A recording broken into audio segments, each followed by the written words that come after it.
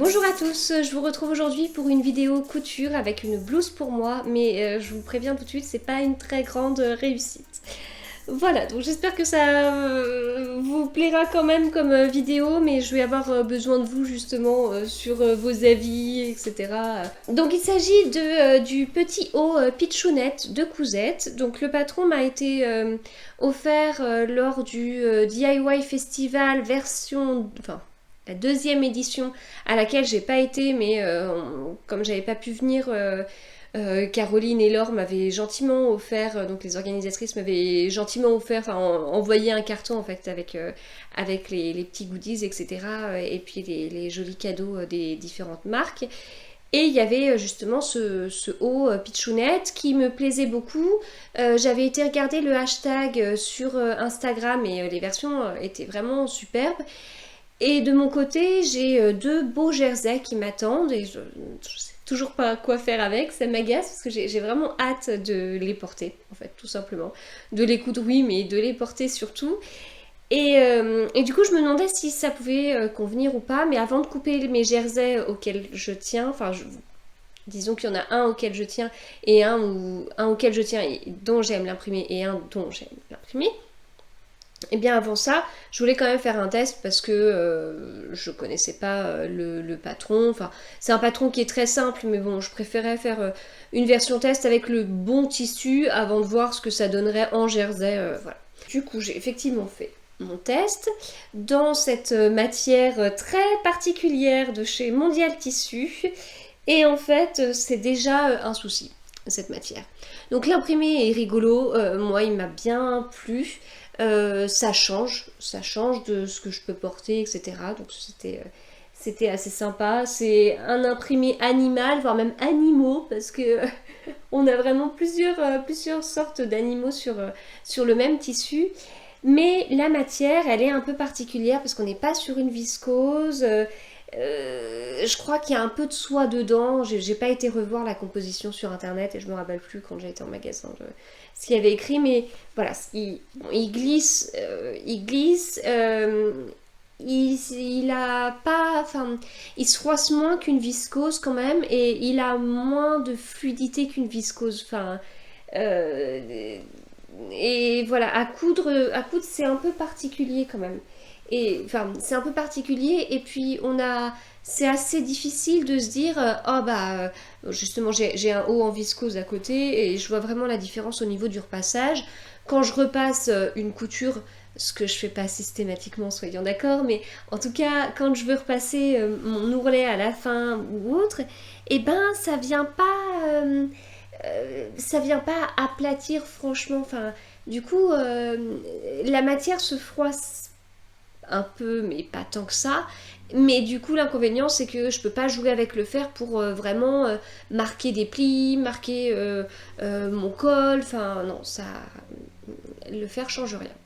Du coup, ça a été pas forcément l'idée du siècle, parce que ça se met moyen et porter, ça se met moyen aussi. Voilà, en tout cas, le haut est très simple, puisqu'on a un devant qui comporte les manches, voilà, un dos qui comporte aussi les manches sur les côtés, donc ça veut dire qu'on n'a pas de manches qu'on va ajouter après coup. On a des pinces poitrine, voilà, donc pareil, hein, pas forcément bien maintenu, pas forcément bien maintenu. Et puis ce qui fait sa caractéristique, hein, c'est ce petit volant, avec un devant, enfin le col du devant un petit peu arrondi, mais surtout très arrondi dans le dos. Voilà. Alors, donc une fois que je vous ai parlé du col, etc., du tissu, justement, il faut que je vous parle de ce col. Donc déjà, j'ai fait un ourlet rouloté avec la semelle ourlet rouloté. Donc en fait, j'ai reçu ça de la marque Singer. J'étais très intéressée par le fait de tester leur pied à ourlet rouloté. Voilà, j'avais vu des stories, etc. Ça me disait vraiment beaucoup. Donc voilà, ça c'est une boîte avec plein de pieds et de semelles pour nos machines singères. Il manque celle-ci qui est, je sais plus laquelle, enfin c'est pour les biais en fait parce que je voulais tester et puis en fait j'ai pas testé mais je l'ai pas rangée. Et donc celle pour les ourlets roulotés c'est celle-là. Et voilà. Et donc j'ai voulu tester ça pour pouvoir faire le bord du volant. Alors les bords de volant comme ça, j'ai déjà testé les ourlets mouchoirs, ce qui m'a vite gonflé. Je trouve ça très compliqué d'être vraiment très très régulier. Et puis ça prend du temps de vraiment bien faire nos différents plis, etc. Donc voilà. J'ai testé les ourlets roulotés à la surjeteuse. Alors ça j'aime bien. J'aime bien le rendu. Mais ça implique de dérégler sa surjeteuse. Donc voilà. Enfin, chez moi, dérégler la surjeteuse, c'est un peu qui tout double en fait. Je peux dérégler ma surjeteuse, mais je ne sais pas à l'avance si ça fonctionnera bien quand je réglerai ma surjeteuse. Bon, j'exagère un peu parce que je maîtrise de mieux en mieux le changement de fil, etc. Même si je fais en sorte de passer tous les projets blancs, tous les projets noirs, je change les fils que en blanc, que en noir sur la surjeteuse. Et encore, je ne change que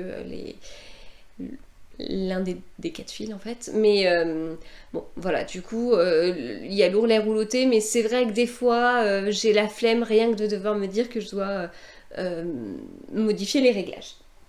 Bref. Donc du coup j'ai vraiment hâte de tester ce biais parce que là en l'occurrence j'ai juste à enlever mon pied de biche habituel, mettre celui-là et puis allez hop c'est parti. Donc niveau flemme j'ai pas d'excuses, hein, voilà je peux le faire sans problème. Et donc là c'est la première fois que je le faisais. Et donc j'y ai été comme ça, hein, j'ai testé directement sur mon volant. Donc je vais vous montrer ce que j'ai fait, ce qui était bien, ce qui était pas bien, là où je me suis un peu plantée. Voilà, en fait du coup ça fait ça au niveau du rendu, donc c'est hyper propre. Enfin moi par rapport à les ourlets mouchoirs que je pouvais faire, ici j'ai une régularité qui est juste hallucinante quoi. Donc là j'ai dû me planter un petit peu parce qu'il y a un petit truc et enfin voilà quoi, c'est vraiment je suis assez impressionnée. Par contre sur l'envers j'ai fait des choses qu'il fallait pas faire. Donc sur l'endroit c'est beau, en même temps c'est ce qui compte. Alors surtout le volant il est plaqué devant donc on vient pas avoir l'envers mais bon. Alors je voudrais vous montrer un endroit, voilà. Là sur l'envers c'est nickel. Mais alors par contre, à des moments, je lui ai donné... faut que j'arrive à trouver. Je lui ai donné trop de matière en fait. Forcément, c'est quand j'ai besoin de vous montrer. Voilà, c'est bon. Je lui ai donné trop de matière. Et là, je me retrouve avec ce bout-là qui ne devrait pas être là. Voilà, parce que je lui ai donné trop de matière. Et en fait il a réussi à faire son ourlet mouchoir sur une partie du tissu que je lui donnais, mais comme je lui ai donné un bout trop large, et du coup il me reste un petit truc quoi. Voilà, mais en tout cas au niveau d'utilisation c'est vraiment simple quoi. Enfin je veux dire derrière c'était la première fois que je faisais, j'ai refait après sur un autre projet où il y avait quand même beaucoup d'ourlets mouchoirs à faire. De toute façon c'est souvent sur les volants, donc parce que oui d'ailleurs c'est un pied à ourlet rouloté, mais le rendu ressemble plus à un ourlet mouchoir. Et on fait souvent ça sur les volants, et les volants c'est souvent des grandes pièces qu'on vient ensuite froncer pour avoir des volants. Donc du coup on est quand même amené à le faire sur pas mal de dizaines de centimètres. Donc bon après du coup sur mon autre projet j'ai encore donné un petit peu trop de tissu etc.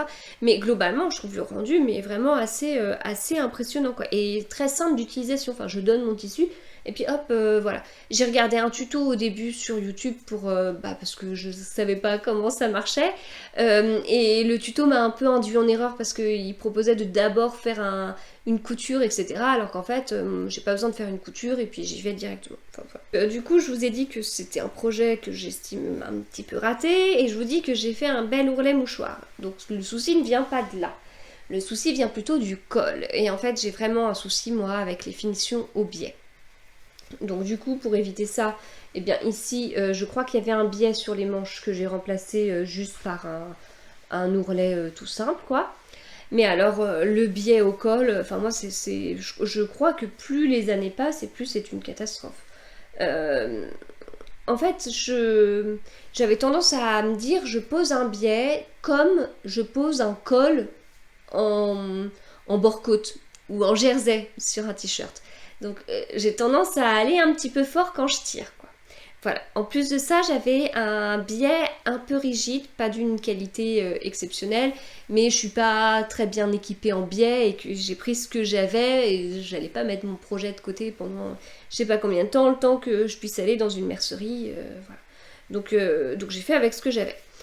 Donc voilà, je pense que le matériel est pas génial et puis je pense que j'ai pas non plus la technique, ce qui fait que bah, j'ai tellement tiré que déjà ça resserre le haut là, alors que moi je veux pas là, je voulais être un petit peu dégagée au niveau du col, donc ça m'agace. En regardant sur Instagram, j'ai vu une fille qui avait le même rendu que moi, et je me suis dit tiens, elle doit avoir les mêmes problèmes. Sinon non, c'est plutôt dégagé. Donc c'est moi qui dois tirer un peu trop comme une folle. Et en plus du coup bah, j'ai tellement tiré que bah, le col du coup il a tendance un petit peu à se mettre comme ça. Et puis bah, je viens repasser mais ça se remet pas comme je veux. De toute façon le repassage sur ce tissu ça sert à rien. Et le souci que j'ai eu c'est que bah, en fait mon biais s'est retourné. Enfin je vous montre l'envers, donc vous allez peut-être crier au scandale en disant mais c'est pour ça qu'elle sait pas mettre de biais et elle coud son truc n'importe comment. Donc en fait j'ai mon biais. J'ai mon biais qui est plié des deux côtés. Voilà, ça fait ça, quoi. Enfin, voilà, ça fait un truc comme ça. Donc, je viens coudre l'un des bords pré-pliés, endroit contre endroit, et ensuite mon biais, je le rabats sur l'envers en m'aidant de ce fameux pli, et du coup, après, je surpique.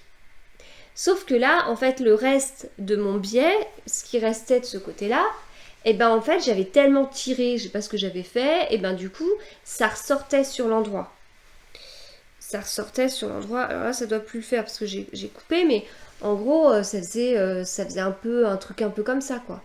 Donc c'était pas très joli. Donc ce que j'ai fait c'est que j'ai coupé mon biais à l'intérieur pour que effectivement ok il se met en se pliant, mais en le coupant ça se voit pas sur l'extérieur.